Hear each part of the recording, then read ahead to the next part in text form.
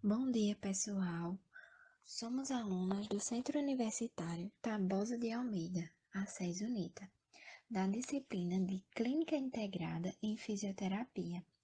O grupo é composto pelas discentes Edivânia Silva, Jennifer Souza e Renata Souza. Temos como docentes Fernanda Soares e Soraya Barbosa e iremos apresentar mais um caso clínico para vocês. Caso clínico. Identificação. Nome AMS. Sexo feminino. Idade 40 anos. Profissão cobradora de ônibus. Queixa principal.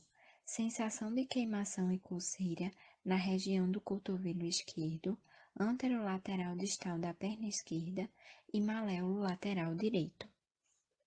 Dispneia. Dor na região lombar, dificuldade para realizar funções domésticas, como estender roupa, forrar a cama e varrer a casa, além de transferir-se da postura sentada para de pé. História da doença atual. Há 2 anos, foi diagnosticada com psoríase.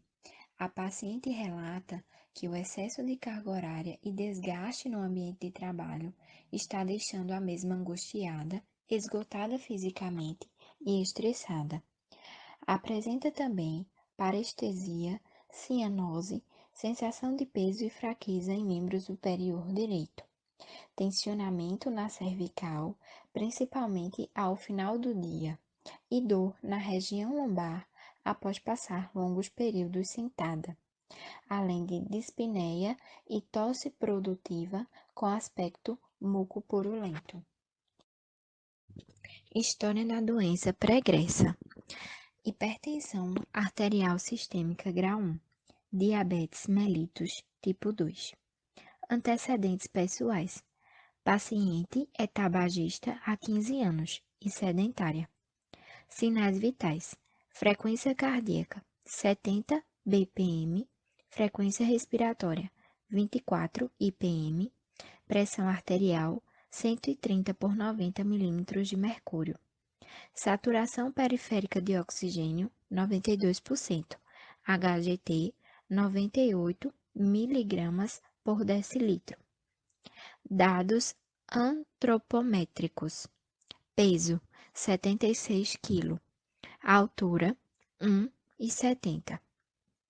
IMC 26,29, ou seja, paciente tem um sobrepeso. Índice cintura quadril 0,79 cm. Circunferência abdominal 73 cm. Circunferência do pescoço 30 cm. Paciente faz uso dos seguintes medicamentos: metformina, que é um antidiabético oral, hipoglicemiante, aumenta o número de receptores da insulina. Atenolol é um beta-bloqueador, que diminui o ritmo cardíaco, a força de contração cardíaca, a pressão sistólica e diastólica, e o trabalho cardíaco. Amitriptilina é um antidepressivo que inibe a recaptação neural da norepinefrina e serotonina no sistema nervoso central. Avaliação cardíaca e respiratória, sintomatologia e exame físico. Paciente apresenta como sintomatologia dispneia aos médios esforços, como subir e descer degraus e rampas, além de tosse produtiva com expectoração de aspecto mucopurulento. No exame físico, foi verificado na ausculta cardíaca, ritmo cardíaco regular em 2 tempos com bulhas normofonéticas, na ausculta pulmonar, murmúrio vesicular presente com redução em ambas as bases de hemitórax e presença de roncos do terço médio de ambos os hemitórax. Pulsos periféricos, pedioso, tibial posterior e radial, tipo de pulso 2/4+, sendo normal. Padrão respiratório misto e o tipo de tórax normal, também chamado de chato, com biotipo brevilíneo. Expansibilidade torácica reduzida em ambas as bases de hemitórax. Frequência cardíaca máxima de 180 batimentos por minuto. Constatou-se nas provas de função pulmonar um volume corrente de 350 ml, uma PI máxima de menos 110 cm de água e uma PE máxima de 80 cm de água. O peak flow previsto foi 448 e o obtido 320, além do exame complementar, que é a radiografia de tórax, onde constatou-se hiperinsuflação pulmonar. Avaliação dermatológica. Aspecto da pele. Pele com presença de placas secas, avermelhada e com escamas esbranquiçadas. Lesão. Psoríase, do tipo em placas. Prurido. Presente na região do maléolo lateral direito, anterolateral da perna esquerda e na região posterior do cotovelo esquerdo. Vermelhidão. Presente na região descrita anteriormente. Descamação. Apresenta escamas esbranquiçadas nas regiões que já foram descritas. Controle e alinhamento postural sentado. Cabeça anteriorizada, tronco hipercifose torácica com protração escapular, retificação lombar e retroversão pélvica. Reação de proteção presente, reação de endireitamento presente. Postura ortostática e marcha. Pelve. Retroversão, marcha reduzida e mais lenta que o normal, além de déficit na fase de balanço. Base de apoio, reduzida devido à presença da dor lombar que restringe o aumento da base para evitar a dor. Durante a avaliação musculoesquelética, paciente apresentou fraqueza muscular dos flexores do ombro, abdutores do ombro, com resultado grau 3 no lado direito e grau 3 para extensores do tronco e flexores laterais do tronco. Resultados para os membros inferiores. Paciente apresentou fraqueza muscular nos flexores do quadril, abdutores e extensores do joelho, apresentando grau de força 3, tanto no lado direito quanto no lado esquerdo. Durante a avaliação de amplitude de movimento, paciente apresenta graus de hipomobilidade nos movimentos de flexão do ombro, abdução do ombro, flexão do quadril e abdução do quadril, tanto do lado direito quanto do lado esquerdo. Em relação à fleximetria, verificou-se que a paciente apresentou graus abaixo do esperado para os movimentos de flexão do tronco, hiperextensão do tronco e flexão lateral direita e esquerda do tronco.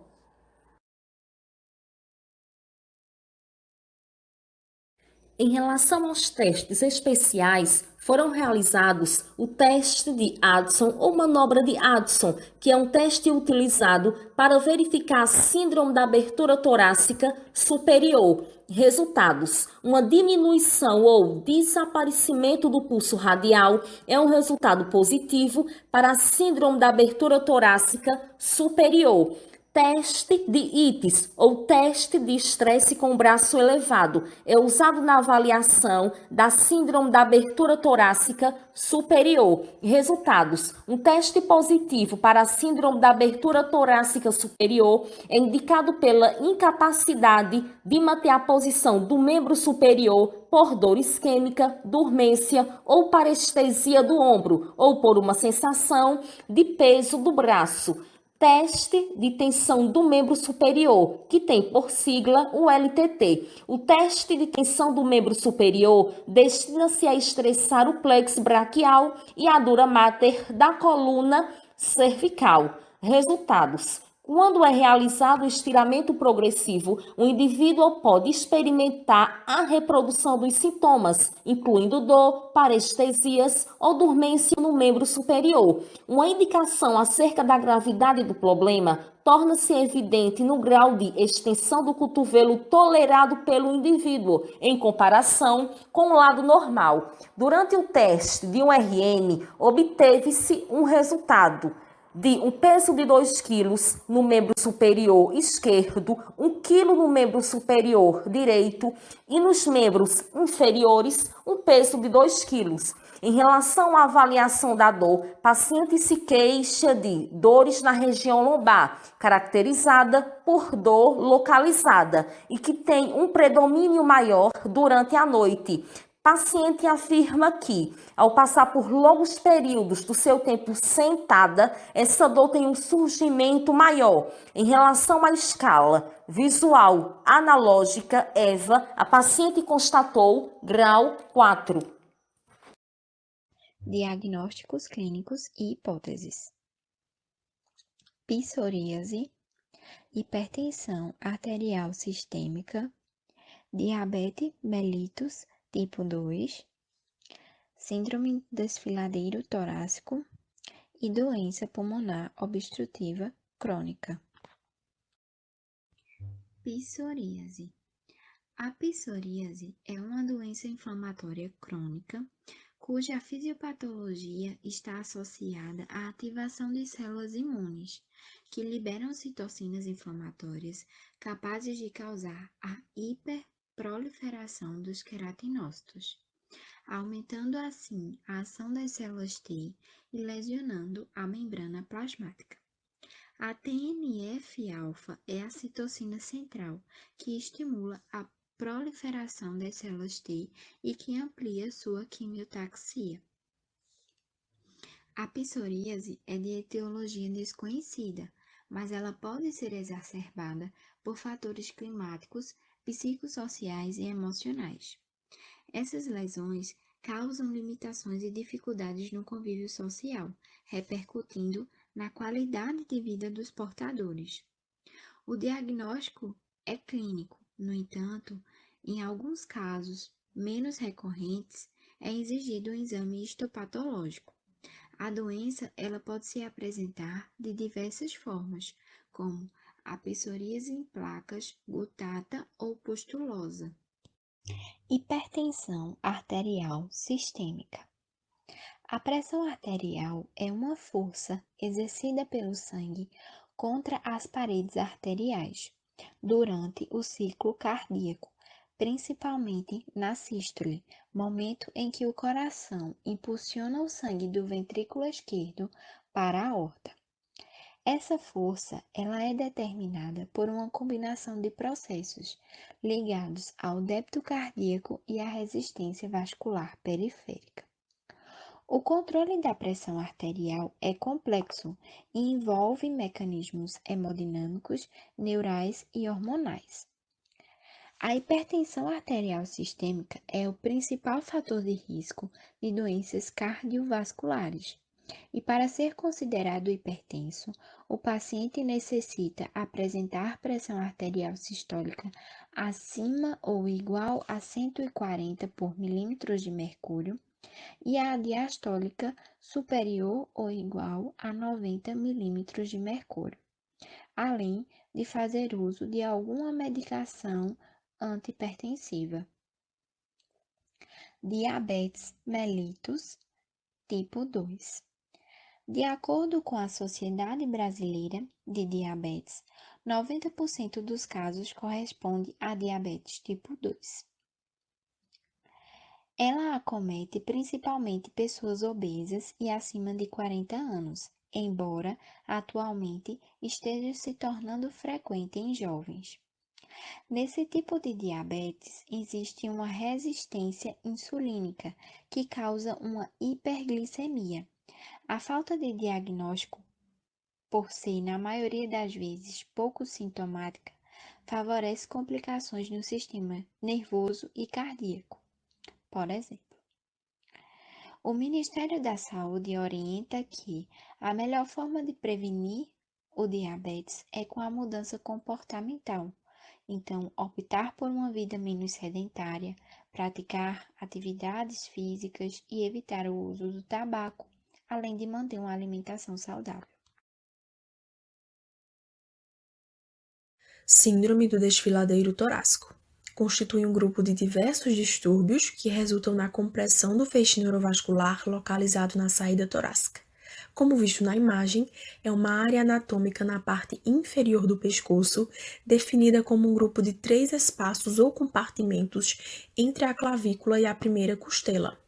O primeiro é chamado de triângulo interescarlênico e é delimitado pelo músculo escaleno anterior e escaleno médio, por onde passam plexo braquial e artéria subclávia.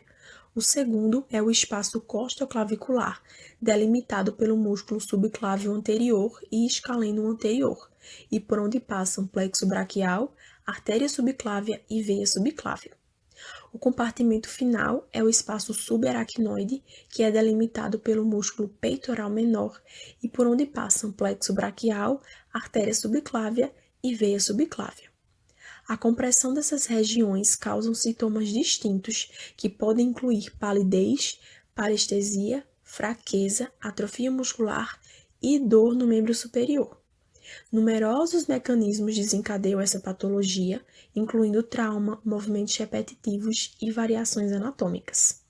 Quando se considera os movimentos repetitivos, eles podem levar a uma hipertrofia muscular que vai contribuir para a compressão desses compartimentos. Uma característica comum que é exibida por indivíduos que possuem a síndrome é a posição da cabeça flexionada, com o ombro deprimido e deslocado anteriormente, além de escápula prolongada.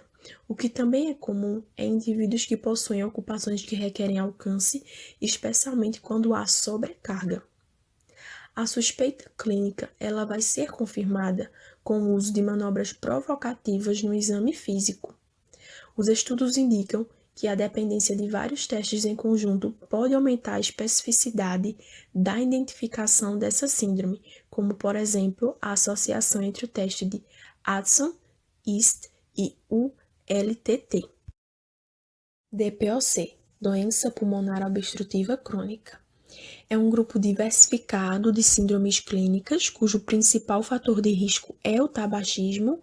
No entanto, as exposições ocupacionais e ambientais a fatores químicos, poeiras e outros irritantes pulmonares também representam fatores de risco. A característica comum é a limitação do fluxo aéreo expiratório. Isso pode ser definido em termos de bronquite, quando essa produção é excessiva de tosse e de escarro, ou em termos de enfisema, quando há a presença da dispneia. Quando se considera a patogênese, essa exposição aos agentes nocivos induzem um processo inflamatório nos pulmões e nas vias aéreas, o que vai levar à destruição do parênquima e à perda da elasticidade, além da incapacidade dos pulmões de esvaziarem, resultar em um aprisionamento aéreo e na hiperinsuflação pulmonar, que pode ser manifestada, por exemplo, como dispneia aos esforços. O diagnóstico ele é principalmente clínico, com sintomas sugestivos sendo tosse crônica, produção excessiva de escarro, dispneia, especialmente quando esses sintomas eles são acompanhados por um histórico de tabagismo ou de exposição regular a poluentes ou toxinas ocupacionais ou ambientais. Também existe a espirometria, que ela é usada principalmente para confirmar o diagnóstico de DPOC em casos que são suspeitos. Diagnóstico cinético funcional. Paciente apresenta deficiência tegumentar, o que causa problemas nas funções de proteção, reparação e sensação dérmica em membro superior esquerdo e membros inferiores. Deficiência respiratória, com problemas na expansão pulmonar, ventilação alveolar e depuração mucociliar, o que causa dispneia ao subir e descer degraus e rampas, tendo como barreira o tabagismo. Possui deficiência cardiometabólica, o que afeta o condicionamento e tem como facilitador o medicamento metformina e atenolol. Deficiência do ombro, com parestesia, cianose, redução de força muscular e amplitude de movimento, de flexores e abdutores de membro superior direito, gerando dificuldade para realizar as tarefas domésticas, como estender roupa, forrar a cama e varrer a casa.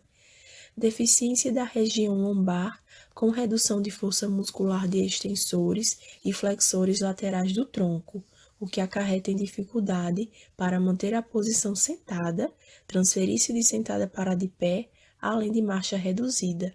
E, por fim, deficiência nas funções mentais, como sensações psíquicas negativas relacionadas ao trabalho, tendo como facilitador o medicamento amitriptilina. Objetivos funcionais: minimizar a hiperproliferação de queratinócitos, melhorando o aspecto das lesões dérmicas, reduzindo a sensação de queimação e coceira, a fim de melhorar a qualidade de vida.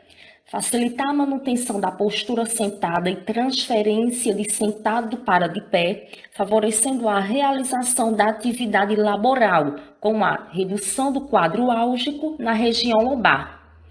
Favorecer a expansibilidade torácica, ventilação alveolar e reologia mucociliar, propiciando a redução da dispneia ao subir e descer degraus e rampas e favorecendo a aptidão física.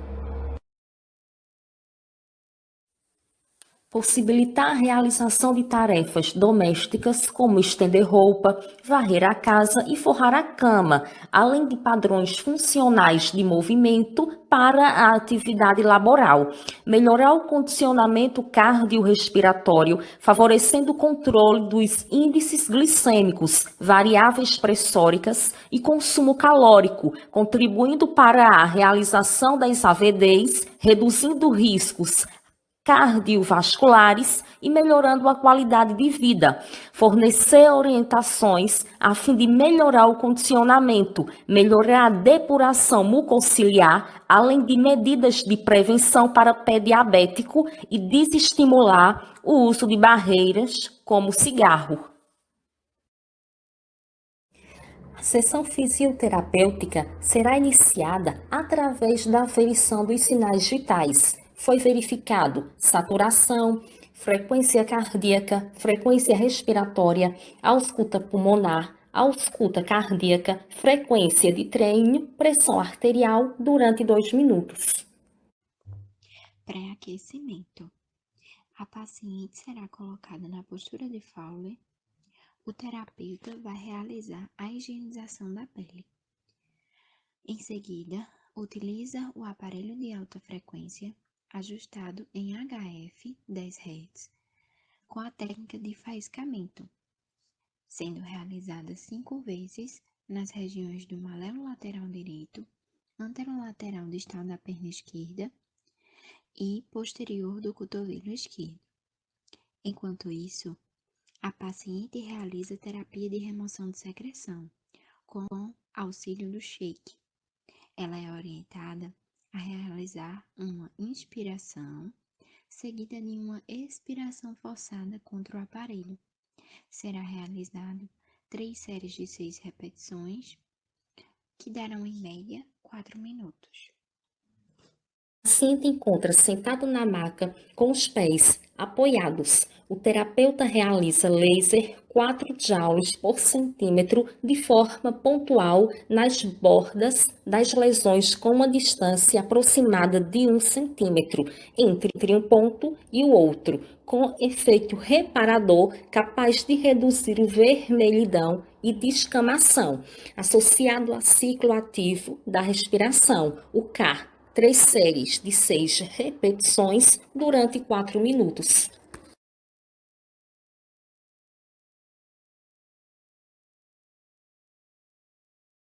Aquecimento, mobilização da coluna lombar, alongamento dos músculos escalenos, ECOM e peitoral menor, com automobilização neural e padrão respiratório desinsuflativo. Paciente sentada inicialmente realiza de forma isolada o padrão de freno labial e posteriormente realiza os movimentos de cervical, tronco, cotovelo, punho e pelve, associando com um padrão. Realiza-se 5 séries de 20 segundos, totalizando 5 minutos.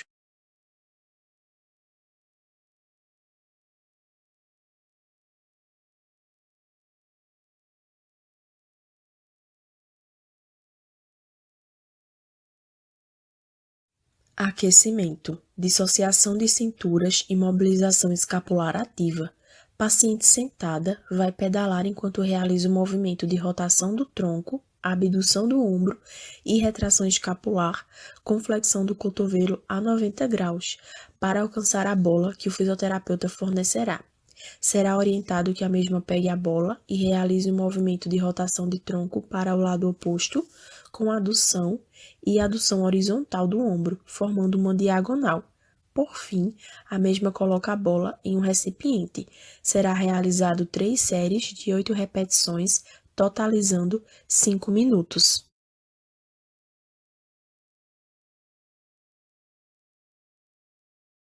Exercício funcional para fortalecimento de extensores do tronco, flexores e abdutores do ombro, abdutores do quadril e extensores do joelho. Esse exercício ele tem por objetivo facilitar a transferência de sentado para de pé, além de simular a função de estender roupa. A paciente ela ficará sentada, de preferência num tablado. Vai realizar uma flexão de tronco para pegar os prendedores de roupa que estarão em uma bandeja e em seguida a extensão do tronco. Irá se levantar, vai flexionar e abduzir o ombro, colocando o prendedor na faixa elástica que o terapeuta estará segurando. Esse exercício será associado ao padrão ventilatório insuflatível, inspiração em tempos. Será fornecido uma carga de 1 kg no membro superior esquerdo, 500 gramas no membro superior direito e nos membros inferiores terá auxílio de uma faixa elástica na região lateral do joelho. Esse exercício será realizado em 3 séries de 8 repetições, que durarão em média 6 minutos. Estamos usando 50% de 1 RM para definir qual é a carga exata. Condicionamento. Exercício funcional para fortalecimento de flexores do ombro, além de abdutores do quadril e extensores do joelho. Simulação do forrar a cama, agachamento e marcha lateral. Paciente em pé, com carga de 1 kg para membro superior esquerdo, 500 gramas para membro superior direito e com faixa elástica na região lateral do joelho. Essas cargas representam 50% de 1 RM. O paciente irá segurar um lençol ou pano de frente para o tablado, realizando o movimento de flexão do ombro e o agachamento com a abdução do quadril, o que favorecerá a realização da marcha lateral. Realiza-se 3 séries de 8 repetições, com duração de 6 minutos ao total.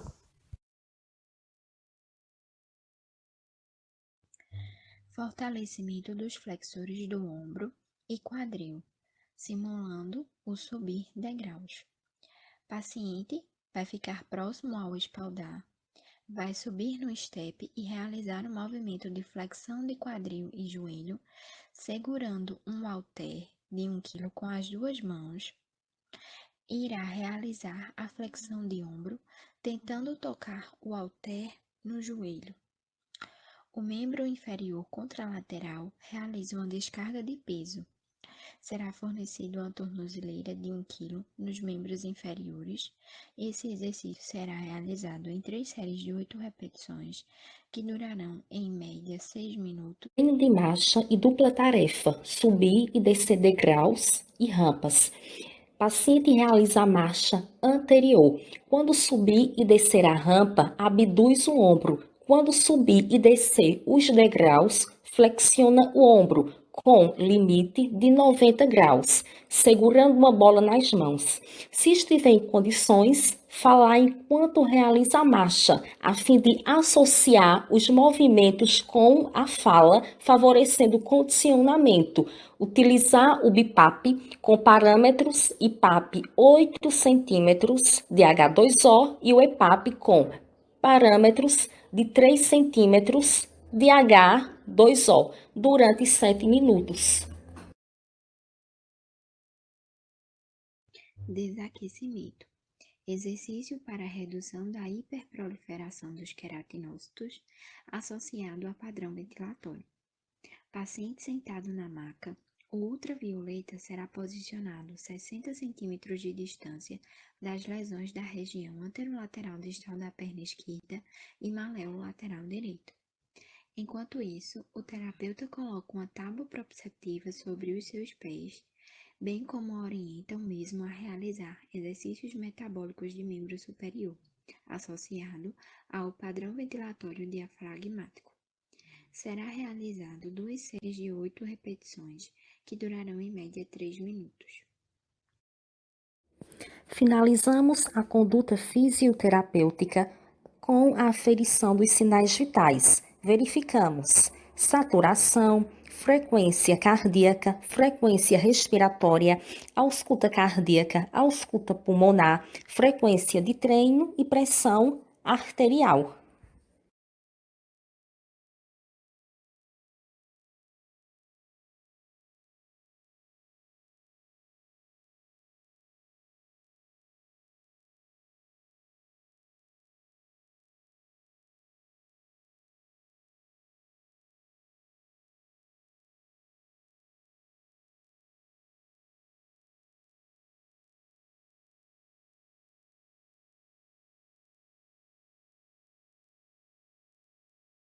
Orientações: realizar a ingestão hídrica para favorecer uma hidratação sistêmica e assim reduzir a viscosidade das secreções. Alertar com relação ao impacto do cigarro na saúde cardiorrespiratória. Praticar atividades que favoreçam o condicionamento, como caminhadas, inicialmente leves, aumentando conforme tolerado pelo paciente. Ainda em orientações, encaminhar para nutricionista a fim de otimizar o controle das variáveis metabólicas e a prevenção contra riscos cardiovasculares. Orientar quanto à realização de pausas regulares durante a jornada de trabalho para a realização de alongamentos e exercícios metabólicos que minimizem as sobrecargas e melhorem a circulação. Orientar com relação aos cuidados com os pés, como secagem adequada, o uso de óleos hidratantes, o corte das unhas em linha reta, evitar tirar as cutículas, evitar andar descalço e utilizar sapatos apertados. Além da realização da estimulação sensorial, que é o treino de sensibilidade, com texturas diferentes como bucha e gelo, para evitar as lesões dérmicas.